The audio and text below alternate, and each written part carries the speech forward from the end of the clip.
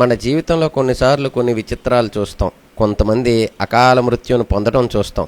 అప్పుడు మనలో కొంతమంది చెప్తూ ఉంటారు, వీడు ఈ సమయంలో ఇలా రాకపోతే బ్రతికేవాడేమో, ఇలా చేయకపోతే బ్రతికేవాడేమో అని చెప్తూ ఉంటారు. కానీ సాధ్యపడదు. ఎందుకంటే అదే విధి. దానికి సంబంధించిన ఒక కథ. ఇంద్రుని భార్య ఒక చిలుకను పెంచుతూ ఎంతో ప్రేమగా చూసుకునేది. ఒకరోజు ఆ చిలుకకు జబ్బు చేసింది. దిగులుపడి చిలుకను వైద్యునికి చూపించింది. ఆ వైద్యుడు ఇక చిలుక బ్రతకడం కష్టమని చెప్పాడు. ఆ మాట విన్న ఇంద్రాణి ఇంద్రుని దగ్గరికి పరిగెత్తుకుని వెళ్ళి, మీరేం చేస్తారో నాకు తెలియదు, నా చిలుకను బ్రతికించండి, లేదంటే నేను చనిపోతాను అని కన్నీరు పెట్టుకుంది. దానికి ఇంద్రుడు, దీనికి ఇంత ఏడవడం ఎందుకు?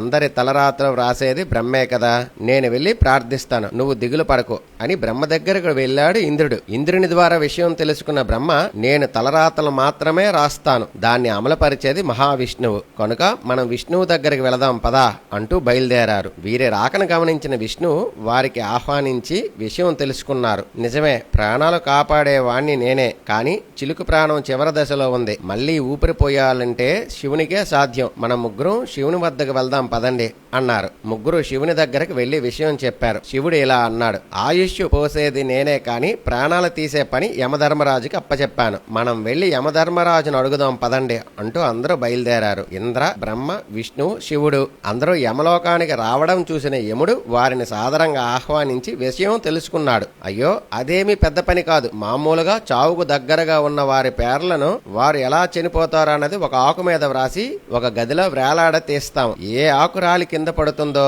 వారు ఆయా సమయంలో చనిపోతారు, పదండి వెళ్లి ఆకును తొలగించి చిలుక ప్రాణాన్ని కాపాడదాం అని అన్నాడు యముడు. యముడు అందరూ ఆ గదిలోకి వెళ్ళగానే ఒక ఆకు రాలి పడింది. ఆ ఆకు ఎవరిదో అని అందులో ఏమి రాసిందో చూద్దామని ఆకును తీసి చూడగా, ఎప్పుడైతే ఈ గదిలో ఇంద్రుడు, బ్రహ్మ, శివుడు, విష్ణువు, యమధర్మరాజు ఒకేసారి వస్తారో అప్పుడు చిలుక మరణిస్తుంది అని వ్రాసి ఉంది. ఇదే విధి. విధిని ఎవ్వరూ మార్చలేరు, విధిరాతని ఎవ్వరూ మార్చలేరు అన్న సత్యాన్ని గ్రహించండి. స్వస్తి.